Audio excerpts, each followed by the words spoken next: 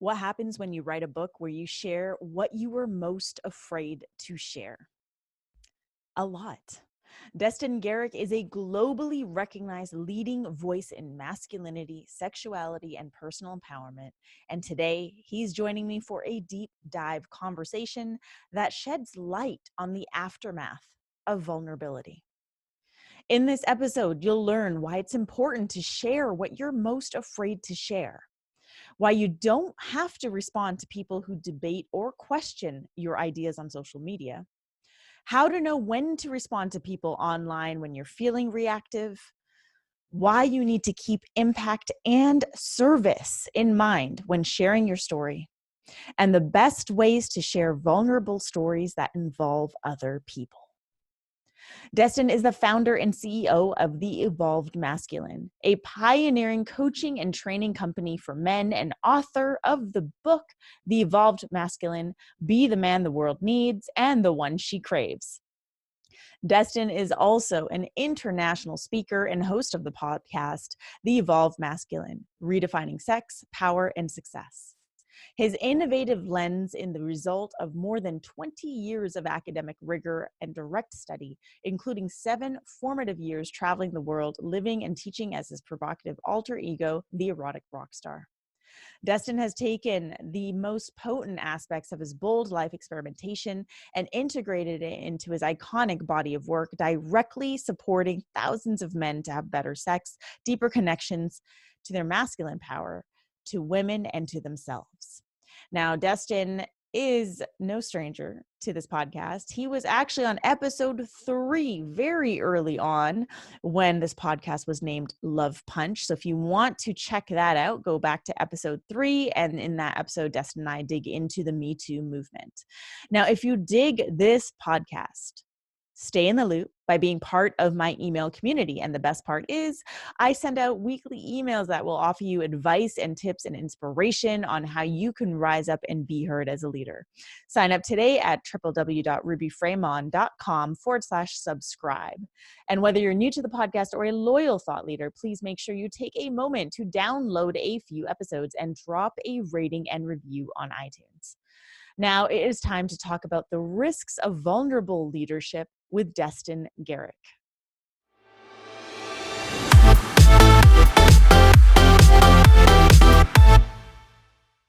Hey, thought leaders, I am back with a returning guest, a very dear soul brother of mine, Destin Gerek. Welcome back to the show. I'm excited to have you here because a lot has happened since you were last on the show. Yeah, quite a bit in both of our lives, for that matter. Yeah, in both of our lives. There's been some evolution happening behind the scenes. But I'm really excited to have you here. Congratulations on the launch of your book, aka your new baby, The Evolved Masculine, Be the Man the World Needs and the One She Craves. First of all, that title is straight up fire. Yeah, I want to actually ask before we dive into anything else. I love that you included Be the Man the World Needs. And I would love for you to just share a little bit on that before we dive into anything else. Yeah. So I've been doing this work around what I call the evolved masculine for 6 years. But that was on the foundation of 10 years of working specifically around men, which is built on a foundation of 22 years of work around sexuality in a broader context. As I've been doing this work for so long, there are aspects of this, especially around helping men understand the fact that we're living in a time of where there's an epidemic of sexual trauma, where for years and years, I felt like I was talking to a wall, that men just weren't really interested in having the conversation or really even listening. And so over the past few years, that has changed dramatically. It's like, oh, the time has arrived. Yeah. And men are paying attention. And now, like, I barely say anything about my work and all ears, turn in my direction. And there's something that is being called from men right now at this time in human history, something different from women. That's just not my Hmm. area. Uh, Right. my area is to listen and Hmm. to help translate. Yeah. That's a big part of what I'm doing with the book. That's a big part of my work, is like even the section on like understanding women and the feminine. Hmm. Um, I'm not trying to tell men like, these are my thoughts on what women really want. This is the result of years and years of deeply listening to women, Hmm. asking questions, probing deeper, asking loads and loads and loads of women these questions, and listening and Yeah. listening. And then, all right, I've come to understand a lot through that listening process that I see so many men completely lost, confused, reactive around. So just playing translator. Women have been changing so much over these past couple generations, and men by and large don't know what to do with it. Hmm. Some as women are blossoming into their power, into their truer selves, um, it's creating radical shifts across culture and really across the planet. Hmm. And something is needed from men in response to that. Yeah. Too many men are responding with either anger and resentment, like Right. which is really a fear of loss, Yeah. um, or they're collapsing in disempowerment, afraid of saying the wrong thing, doing the wrong thing. What does she want? What is it? What do women want from me? Okay, well, let me just make sure I say that or do that, or even more so, let me just shut up and sit down and not say or do anything because I don't want to get attacked. Right. But neither of these paths is really what's needed at this Hmm. time. Yeah. What's needed is a more integrated man. Women's rise is really about calling men into a new place of power and possibility for themselves. It certainly doesn't need to be about loss at all, but really about our own evolution, our Hmm. own growth in who we really are and what we're capable of. Along the way, with this repression of women and the feminine over few thousand years, uh, Hmm. it's not just women who suffer from that. We also need uh, the feminine. We also need women in their fullness, because without it, we distort. Yeah. And men have become quite distorted in their understandings of who we are and what we're capable of and what we're supposed to be. Hmm. And so we're just being really called to introspect and see, okay, so what are the aspects of this thing we call masculinity that are not really the core energetic of what that is, or what we could be. And it's time to retire, time to let go of. may Yeah. have been may have been part of our past generations, but doesn't need to be part of our future generations. Hmm. And at the same time, what are the aspects of this thing called masculinity that's existed throughout time and throughout different cultures that actually we could use more of right now, that we've Yeah. lost over these generations, and we can step more deeply into. Right. Yeah, that's beautiful. I think that there's definitely a very interesting, powerful shift that is happening in the planet with the masculine and feminine energies. And it's really what seems to be a hot button topic, Hmm. meaning that people react in a lot of different ways, but the key point being people are reacting a lot. And for our listeners, like, what I want you to understand about Destin is he's very unapologetic about the way in which he shows up, and when he's wrong, he's not afraid to state when he's wrong. But when he really believes and stands in an idea, a belief, or an opinion, he stands by it Hmm. wholeheartedly. And that's one of the things, Destin, that I you inspire me in that way. We both stand unapologetically for our missions in very different ways. And Yeah. the the paradigm that you're working in, there is so much anger in Yeah. that space. There is so much resentment in that space. There's so much trauma, so much wounding, and a lot of people are reacting from that place. And then Yeah. you've been speaking about this for years, and now you've put it all into this beautiful book, which can be the topic of which can be very challenging to a lot of people to read. Yeah. But again, here you are standing by it. And I know that doing so, pouring your heart out in a book that now can be on, I mean, I'm just trying to like imagine what that's like. Because in social media, sometimes it feels more temporary because the posts disappear at some point. But a Let's book not can drop be that. on I a want to speak to that today. but a book can be on a shelf. Hmm. So what was it like to really write a book that's on such a hot, quote unquote, hot topic or a button pushing topic? I, I'd like to just touch on the social media Yeah. thing for a Okay, moment for because I sure. know that it it's where a lot of today's thought leaders spend a Yes. lot of their time. Tons of time. Over the past couple of years, I had a lot of really deep internal struggle around that because of the ephemeral aspect, Hmm. the it disappears, it's off to the next thing, and time and energy are, well, especially time is finite, Hmm. and and I want to feel a sense of impact and legacy, that what I do really matters. And I just started increasingly feeling like I wasn't getting the return that I wanted to with social media. Hmm. And in order for me to write this book, I pulled back of quite a bit from social media. Huh. I don't know how visible it was to the outside, but I know how it was just before that. Right. The I stopped. Well, for one, I made a point to f- to not engage in any sort of debate in anybody's comment sections. Period. Ooh. Yeah. For the most part, I ceased engaging in any sort of debate and comments in my own profile. Okay. As a leader, I'm like, I can put something out simply because you're commenting or responding. I am not obligated to respond to you. I can choose to. Interesting. I can choose to, but I'm not obligated to. Hmm. I can provoke, I can add, I can speak my truth, and you, whoever you are, can respond however you need to respond. Hmm. I don't need to defend. I don't need to Right. convince.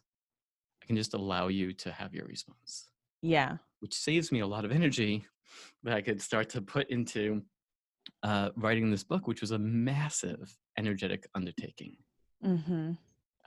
Both the amount of time as well as emotional energy. Yeah. Yeah. So, what was your question? Well, actually, I want to riff on this a little bit because Yeah, you that's a got it. major aha moment for me too. Um, it- the feeling. I think it's, we're both old enough to remember the days when internet didn't exist and we didn't have Mhm. cell phones and we literally had house phones. Yep. Like that's it. We just had house phones. And so if we missed a call, it could be, a whole day before we get back to someone. Really, because if you're out all day, you don't get back to Mhm. someone. And now we live in this world where everything is almost like the expectation to get back to people. The time in which we're meant to get back to people, the expectation has grown more impatient. Like Mhm.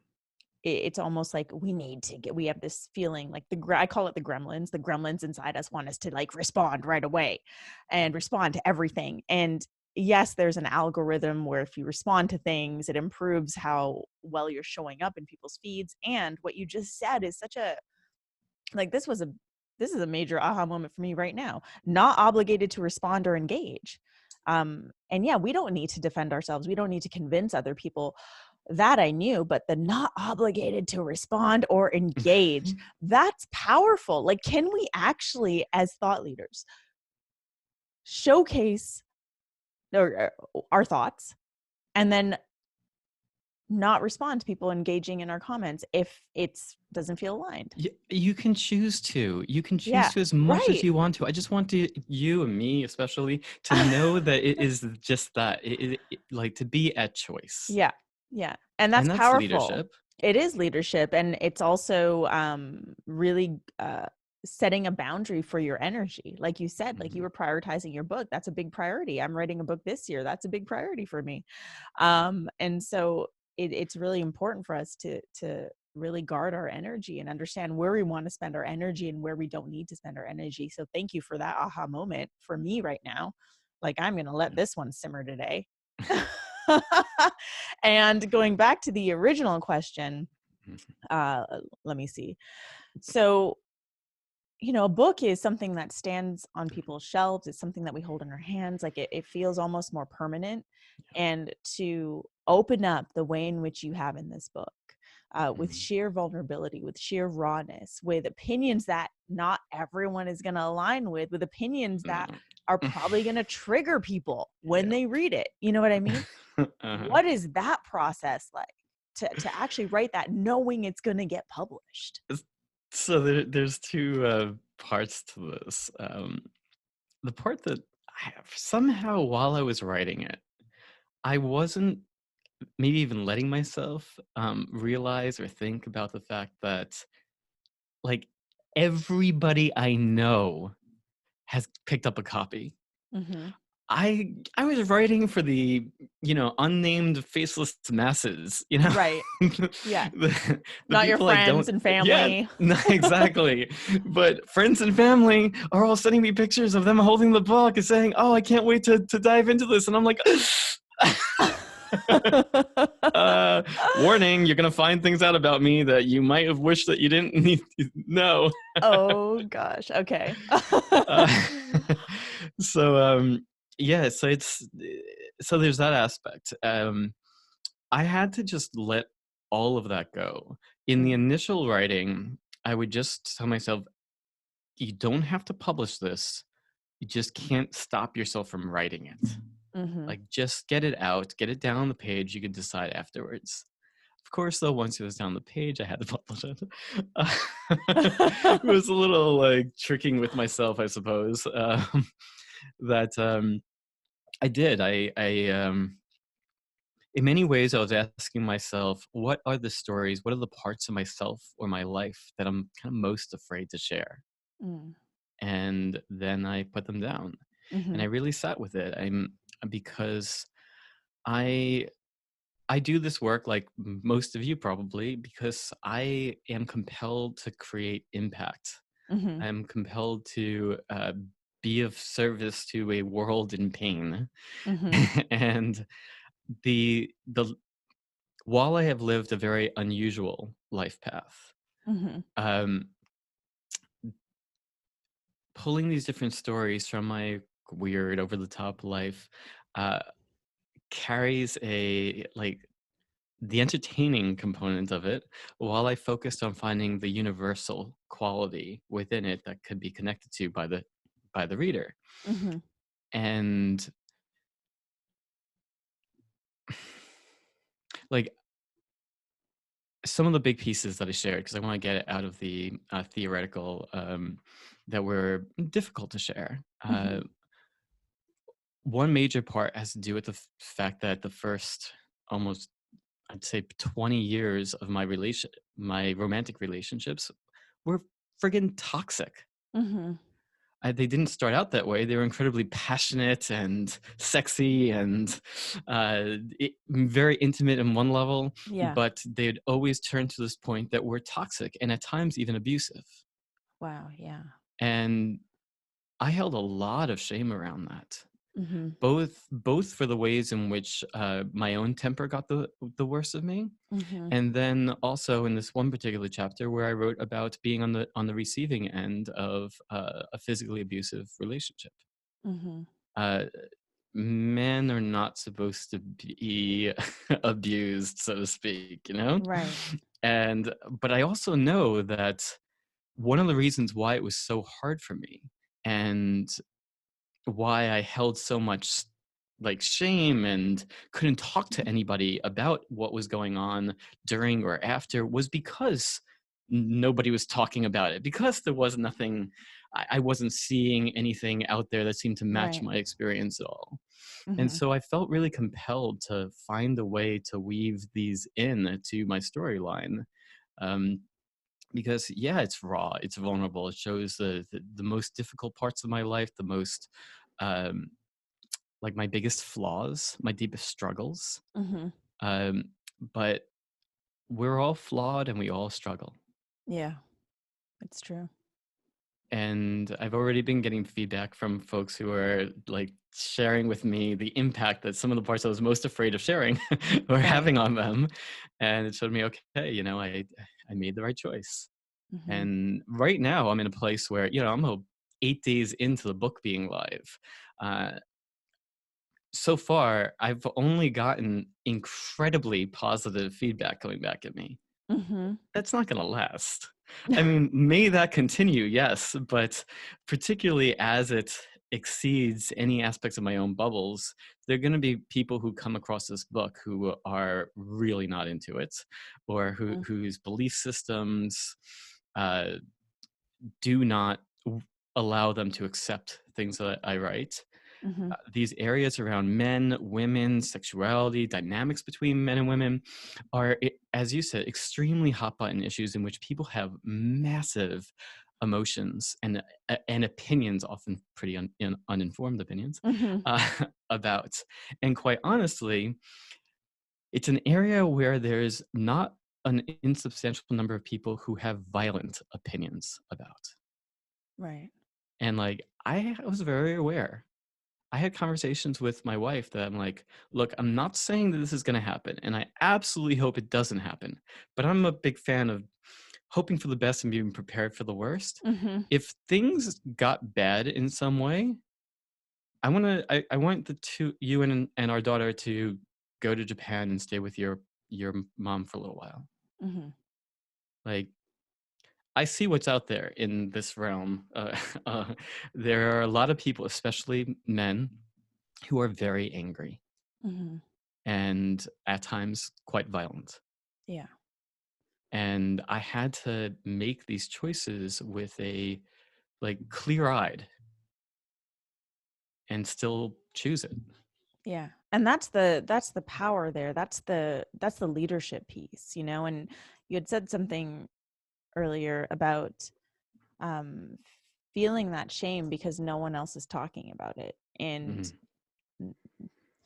we feel shame towards things that our society has us um perceiving as wrong. And when we don't see other people doing it or experiencing it, then we feel shame because we have. And I've experienced this on multitude of levels. Like when I first started, quote unquote, coming out on social media, in 2004, 2012, and really sharing my story as Mhm. a Punjabi Sikh woman, sharing that I'm an addict, working in the nightlife industry, sharing that, I'm an addict and most people in this industry are addicts, and making really big accusations because this is the life that I was living. Yeah. That helped me create the connection. And you said that you feel compelled to create impact. And I think that there's a lot of people in our industry looking to create impact, but impact can be on a variety of different levels, right? The impact can Mhm. be negative, the impact can be positive, Absolutely. but then you went ahead to say, and compelled to serve. Mhm. And that's the difference I see between, real leaders and sort of like the ego driven leaders, Sure. is like we're really in it to create the impact, but also to serve the audience, um and to connect. And so these stories that you're sharing, um which I'm sure it was somewhat therapeutic to actually write it out. Very, very, to be Right, honest. Yeah. healing. Mhm. And to share those stories offers a real opportunity for you to create a different depth of connection with your audience. Yeah. One where I'm sure they felt seen by you before, but now they feel really seen. And like the people who are new to your sphere, like who have experienced this, now they can feel really seen and really understood and really heard and really acknowledged. And that's what creates a connection. And like you said, it can also create the ones or shed light on the so-called haters and critics and the people who believe differently. Yeah. And that's So, such a so big something risk. something that's, I think, useful for all of us who are Uh-huh. watching or listening. Yes, it helps them be seen, but it massively exposes me as well. From Mm. this point forward, Mm-hmm. every person who I meet or hear from, I don't know what they know about me. Right. There's now like this, I mean, there always kind of was, but brought to a whole new level. There's this imbalance Mhm. around like knowledge here. This person's a stranger to me, but they know about like my relationship to porn and the journey around learning to explore my own sexuality and Yeah. all these different elements, and the fact that it was molested by a family friend, and Right. all these like deeply personal aspects of my life. Anybody and everybody that I meet from here forward, they might know these things about me already, and I know Mhm. nothing about them. Right. So what's that like? Uncomfortable, like, Mhm. um but I didn't just arrive here. It's been a journey to get to this point. By the time I wrote this, I have, of course, everything's an ongoing journey, but at this point in my life, I have a deep knowing of who I am. Of I don't need that external validation in the same way anymore. I'm internally validated. Mhm. I know who I am. I know what I'm here to do. I feel more. While on one hand, I was massively vulnerable, there's these ways in which I feel more invulnerable these days. Mm. Like, throw your slings and arrows at me. I'm good. I'm fine. I'm, I can handle it. I can hold Mhm. it. Um, an increased trust and faith in my path Mm. and God, universe, source, however you prefer. Mhm. Um, and with that, trust that whatever arises, I can navigate. Mm. That's beautiful. Yeah, that what you just described there, that takes a lot of inner work, right? Yeah. It's it's and I see this all the time online where people get vulnerable and then you can see how they instantaneously regret it because they go, buck wild in the comments when people engage with it, Mhm. and that's not real growth. Well, I will Vulnerability. say, like, I Yeah. have had moments of, where somebody commented errantly, like negatively on my post, or I have one critical review on Amazon, Mhm. um, so far. And, uh, but honestly, it's an interesting one because when I first saw like there's a new review, a 1-star review, I was like, oh no. But then I read their review and I'm like, I don't think this person actually read my book. Right. But I noticed this place in me, both there and at times for somebody who's commenting over this past week, where I felt myself wanting to be defensive. Mhm. And like I'm like, my practice is to just Mhm. catch myself and pause. This gets back to I'm not obligated to respond. I Yes. certainly don't need to defend anything. I Mhm. can just let this person have the reaction. And then even still, like, my preference whenever possible is, if I feel myself go into that type of a triggered state, to just uh, at a minimum, don't respond until I feel more at ease in my nervous system again, Mm. where I can think more clearly and can respond more rationally. Right. That's yeah, don't respond until you feel that ease in the nervous system. That's key too, because otherwise you are reacting. Yeah. And we're all human. We've all reacted before. We know how that Hmm. can go. That can go a lot of different ways. It can also go the way in which we don't want it to go. Yeah. Um, so with that and with this, the birth of this book and your ideas are now all out there, and now there's this possibility of having even more haters and critics and people who probably, like, not just haters in the term, like, quote unquote, oh, this is a cute social media term, haters, but like people who actually hate, Yeah. people who actually will go out of their way to criticize you, your ideas, everything you do. So Mhm. now you've you know amplified that opportunity for people to do so Yep. because your ideas now are written in a book. Yep, let's look at the opposite though, just so we're not Yeah. all in that realm.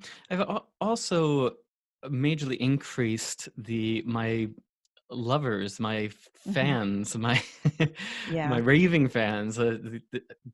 Even just in the past week and even in the time leading up to it, the Hmm. number of opportunities coming my way has been amplifying. In the past week, I've said no to two really big opportunities because they just didn't quite fit my years planned out for. Right. And it's the sense of, as I experience more success, one of the indicators of that success is needing to say no to more incredible opportunities. Hmm. That was a little bit of a mind fuck. Yeah, I bet. um, but I mean, these are opportunities that at a different time in my life, maybe even not that long ago, I would have jumped at. Right. And now I'm like, I would love to, but it just doesn't quite fit. Hmm. Yeah. Again, like guarding energy, managing energy, Yeah. and where you're focusing your time, Yeah. which is always a powerful reminder, right? Because it can be really, it's like candy when we get these opportunities that come our way. We want it all. Hmm. We could be in a dry spell where we don't have any opportunities, and we wish for all the opportunities, and they all of a sudden come our way. And it's like, what are you going to do? You can say yes to all of them. Yeah. How's your energy going to be? Uh, So, yeah, I yeah. used to try to be yes to all of them, and now like the practice is discernment. Yes. Yeah. Discernment. Yeah, same here. Mm, Absolute discernment, saying no a lot. Um, so I want to go back to the vulnerability piece in with the idea of like the vulnerability hangover. mhm. When we share and then you feel sort of that hangover feeling of like, oh shit, did I actually just do that? Like, I'm Uh-huh. sure there was a I've had a lot of multitude. that. Yeah, I'm sure there was like a bunch of them compounded. And then there, when you wrote the book, when you submitted it to your editor, and then when the Mhm. book was published, and then when the first person whose family is like, hey, I bought your book. Like, I'm sure it Mhm. just keeps coming up. Yep. This the space between when I knew I wasn't allowed, literally I wasn't allowed to touch the book anymore. Uh-huh. Um, and then the gap between that and the book actually being published. Yeah. Oh my God, there's so much space for anxiety. Uh, Mm, yeah. I mean, all the hopes and dreams and excitement, and also all of the fears and insecurities and anxiety, all being experienced for a few months. So that feels like a sigh of relief. Like, all right, Right. it's here now. It's Yeah, it's out there. Can't Mhm. do anything about that. Um, so are you still feeling that vulnerability hangover, or is this something that you're It again. I'm only just over a week in. right? Um, yes, there are. Well, as an example, there I did a lot of kind of check-ins and clearing of uh, the stories that I shared that involved other people Mm-hmm. with said people prior to Mm, publishing, but there are a couple of them that I didn't, got it. and it was, it wasn't accidental. I mean, it was a choice not to, Yeah. and not an easy one. And I particularly still have my, okay, what kind of blowback, if any, am I going to experience from uh, from those places? Right. And the story that touches my family, I definitely have my fears and concerns there as well. Yeah. I also have a chapter called "Choose to Forgive Your Father" Mm-hmm. um, in the Lessons of the Evolved Masculine section, and then in the Understanding Women and the Feminine section, I have a chapter, "The First Woman You'll Ever Love," about Mm, mother. mm-hmm. And I mean, whoa, those were intense chapters to go through. And my mom passed away 5 years ago, and I wrote the Mm, bulk of that chapter on the fifth anniversary of her. Actually, I suppose it's approaching six now. On the fifth anniversary of her passing, and I tried to speak to my dad about this, about my book, over Thanksgiving when I went out to see him, and in trying to speak to him about it, all the old patterns were arising. mm-hmm. Like he just kept deflecting. Like I Yeah. kept trying to talk to him about it, and all of a sudden I'm like, wait, where? How are we talking about this now? About this other thing now? Wait, let's bring this back. And now we're talking about no. And then even being like, hey, Dad, are you noticing what's happening here? Look, Mm-hmm. and that too, though, actually ended up being a part of my own healing process, because in the past, when I would notice those types of deflections, I just allowed it, felt disappointed inside. Okay, I just guess I just can't talk to him about these things. And this time I did not let it go. And I Mm. confronted him about it, and I'm like, we're talking about this, period. Mm-hmm.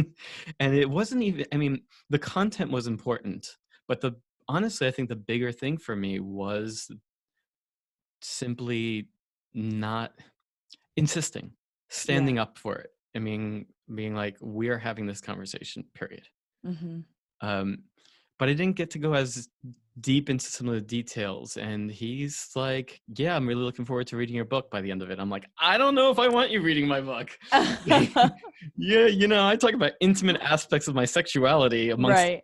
aside from the chapter in which you know, I really did my best in my writing about anyone in my book to have a thread of compassion, empathy, and understanding, which are Mm-hmm. kind of key attributes that I'm really doing my best to bring into this gender dynamic. Mm-hmm. But still, I was also I wrote about the like big points that had an impact on my journey of trying to figure out how to be a man. Yeah, and a lot of those involve other people.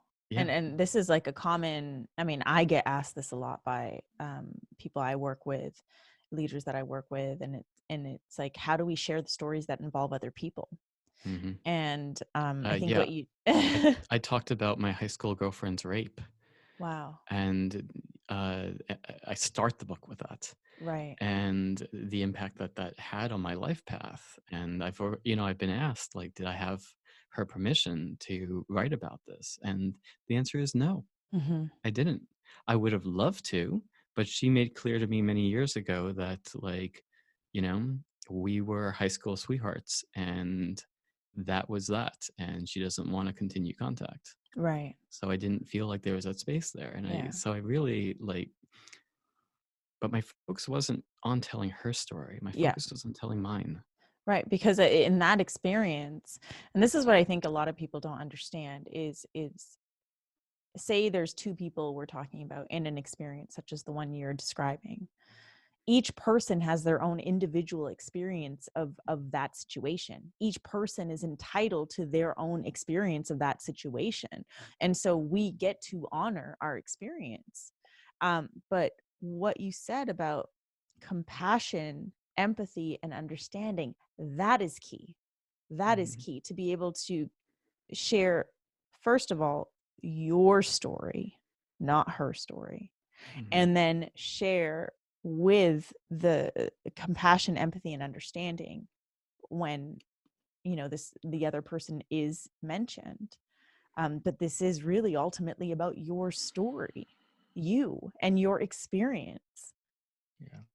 Yeah, so I think that's Yeah. really a powerful and useful reminder for our listeners, because all of our leaders come from some sort of story. We all have these stories that we want to share, and a lot of the stories, parts of our stories we don't share.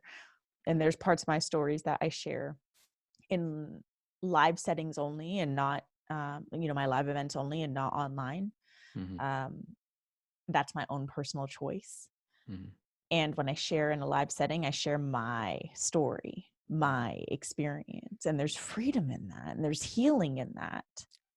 I also made a point, though, like, I mean, part of this for legal concerns, but Right. also because it's not necessarily mine to do. I made a point to, of course, change all names Of course. within the book, except for my own and Yes. my wife. Other than that, I Yes. think every other name was Different. adjusted. Yes. Yes. Of course. Right. Hmm. Um, and that, again, like, that's legalities and also respect.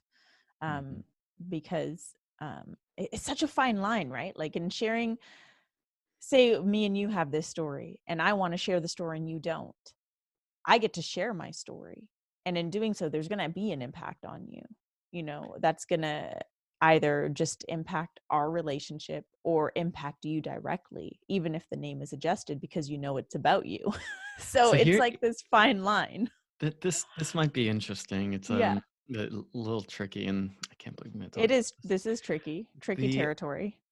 A few years ago, um, I had this fling, we'll say, I don't know, with this woman who ended up writing a novella Mm-hmm. based on her experience with me, Mm. and full like borderline erotica, you know, Okay. Mm-hmm. maybe a little more than borderline. Anyway, somewhere between erotica and like a romance novel. I don't know, Yeah. and and she sent it to me, and mostly I was honored and like, wow, this is kind of cool. But there was one little detail in the book that, through my lens, is both inaccurate and kind of Mm. offensive to me. Mm. That I felt painted me in such a way. I don't mind my flaws being exposed, but I Mm-hmm. felt it was inaccurate. Right. An inaccurate rendition of what ended up occurring in this one moment Mm-hmm. that has me present in a way that goes utterly against my own value system. Mm-hmm. Like, which is why I believe I know what I did and how I did it and why I did it, because I know my values and how I choose to move through the world. I felt it showcased me in opposition to that. That is hard for me. Mm. Knowing, again, she changed name, she, changed names and all, but it's difficult for me feeling like this is a historic glimpse of my life, and like it that's not me. You know Mm. what I mean?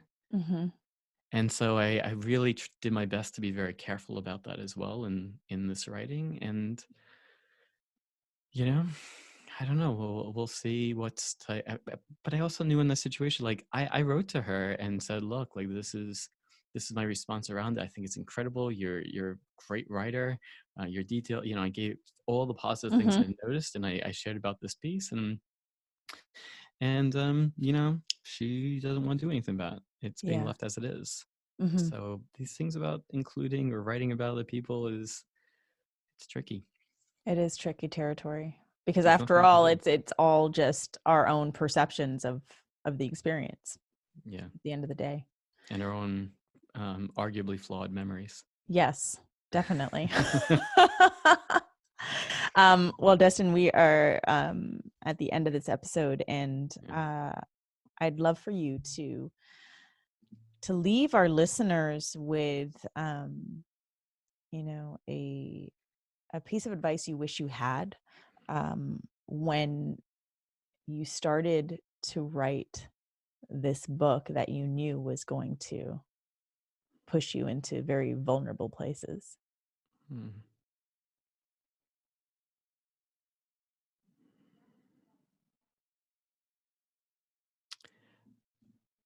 The first thing I want to say about that is